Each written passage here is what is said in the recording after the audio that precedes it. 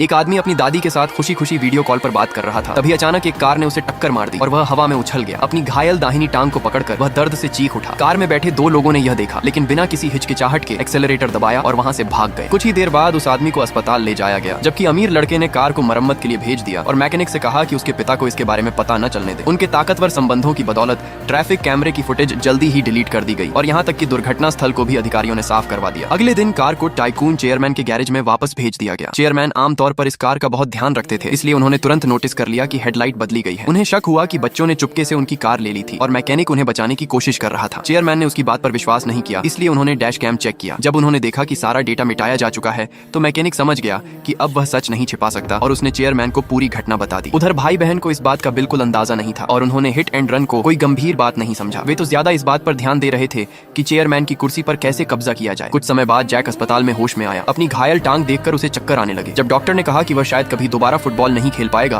तो जैक ये बात स्वीकार नहीं कर सका। उसने 20 साल तक बिना रुके ट्रेनिंग की थी। आखिरकार एक क्लब के साथ कॉन्ट्रैक्ट साइन किया था और अब उसका करियर उड़ान भरने वाला था। लेकिन इस अचानक लगी चोट ने उसकी सारी उम्मीदें तोड़ दी। जैक हार नहीं मानना चाहता था। उसने रिहैब शुरू की, लेकिन उसकी टांग बहुत बुरी तरह क्षतिग्रस्त हो चुकी थी। एक रात उसने दुर्घटना का सपना देखा। धुंधले दृश्य में उसे नंबर प्लेट का एक हिस्सा दिखाई दिया, लेकिन चाहे जितनी कोशिश करता बाकी नंबर पढ़ नहीं पाता। कार का पता लगाने के लिए जैक पुलिस स्टेशन गया और रिपोर्ट दर्ज करवाई। उसने पुलिस से आंशिक नंबर प्लेट के आधार पर कार ढूंढने में मदद मांगी, लेकिन उन्होंने सबूतों की कमी का बहाना बनाकर मना कर दिया। जैक को लगा कि उसके पास पर्याप्त सबूत नहीं है, लेकिन असल में वह पुलिस वाला अमीर लड़की के लिए काम करता था, जिसे तुरंत इस बारे में सूचना दे दी गई। जैक की बदकिस्मती यहीं खत्म नहीं हुई। अगले ही दिन उसे क्लब की तरफ से पेनल्टी नोटिस मिला। न सिर्फ उसे नौकरी से निकाल दिया गया, बल्कि उससे 1 बिलियन का भुगतान करने की भी मांग की गई। कोई और रास्ता न देखकर जैक फिर उसी चौराहे पर गया और लोगों का ध्यान खींचने के लिए एक बैनर लेकर खड़ा हो गया। तभी जब सब कुछ खत्म होता हुआ लग रहा था, उसे अपनी दादी का फोन आया। पता चला कि उनके पास एक बेहद महत्वपूर्ण सबूत था, दुर्घटना के समय की उनकी वीडियो कॉल की रिकॉर्डिंग, जिसमें कार साफ दिखाई दे रही थी। उस सबूत की मदद से जैक कार के मालिक तक पहुंच गया, जो कि चेयरमैन था। अगले दिन जैक एक डिलीवरी मैन बनकर चेयरमैन के ऑफिस पहुंचा और फ्रंट डेस्क पर एक लिफाफा छोड़ दिया। जब चेयरमैन ने उसे खोला तो उसमें दुर्घटना की तस्वीरें और पीछे लिखा एक संदेश मिला। कुछ ही समय बाद जैक को उनके ऑफिस में बुलाया गया। जैक का वीडियो देखने के बाद चेयरमैन को बदली हुई हेडलाइट याद आ गई। उन्हें तुरंत समझ में आ गया कि इसके पीछे उनके अपने बच्चे थे, इसलिए उन्होंने जैक से कहा कि वह अपनी कीमत बताए। लेकिन जैक को पैसे नहीं, न्याय चाहिए था। उसने यह प्रस्ताव ठुकरा दिया। चेयरमैन को लगा